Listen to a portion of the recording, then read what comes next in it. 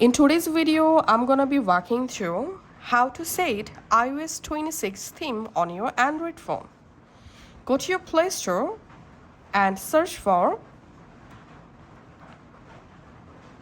Launcher Liquid Glass, and all you have to need install this Launcher Liquid Glass OS 26 app on your Android phone. Once the app successfully installs, go ahead and launch the app. Select English United States language, tap on install.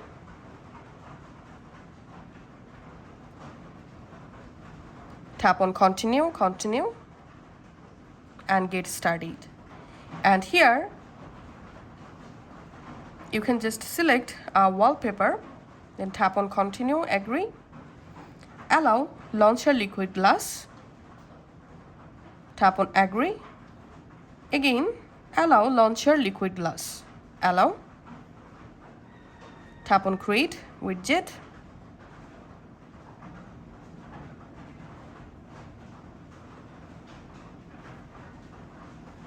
Tap on create, tap on agree, allow.